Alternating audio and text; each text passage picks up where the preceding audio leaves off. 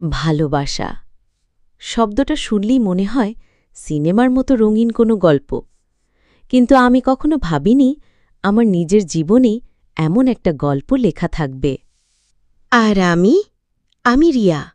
জীবনটাকে একটু অন্য রকম করে দেখি। মেঘের মধ্যে রং খুঁজি, মানুষের চোখে গল্প খুঁজি, কিন্তু জানতাম না আমার নিজের গল্পও একদিন শুরু হবে এমনভাবে।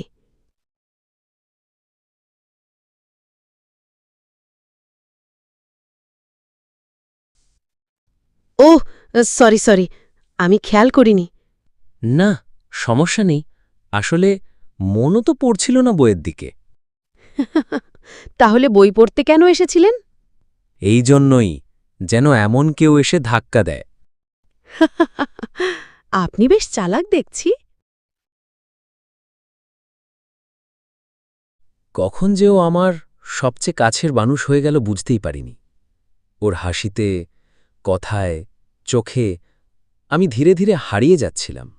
অর্ণবকে প্রথম চিনলাম যেদিন, মনে হল এ ছেলে একটু অন্য রকম, চুপচাপ, গভীর, আর সেই গভীরতার মধ্যেই আমি ডুবে যেতে শুরু করলাম।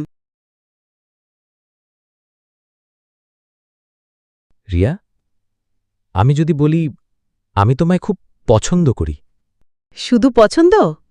আমি তো তোমার চোখে আরও অনেক কিছু পড়তে পারি। তাহলে তুমি? আমি তো সেই দিন থেকেই তোমায় ভালোবাসি, যেদিন তুমি লাইব্রেরিতে আমার জন্য বই ছেড়ে দিলে।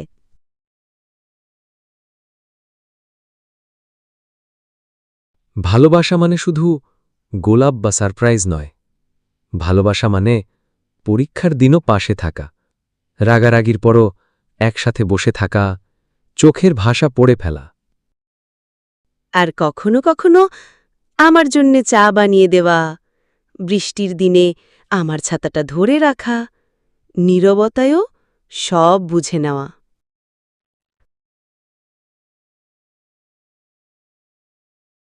সবকিছু এত সহজ হবে ভাবিনি। পরিবার, সমাজ, সবকিছু যেন আমাদের মাঝখানে এসে দাঁড়ালো। আমার মন ভেঙে গিয়েছিল।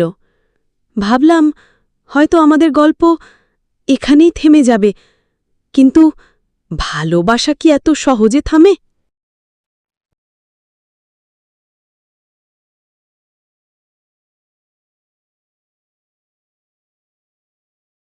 ভালোবাসার জন্য যদি একটু সাহস লাগে, আমি সেটা করব।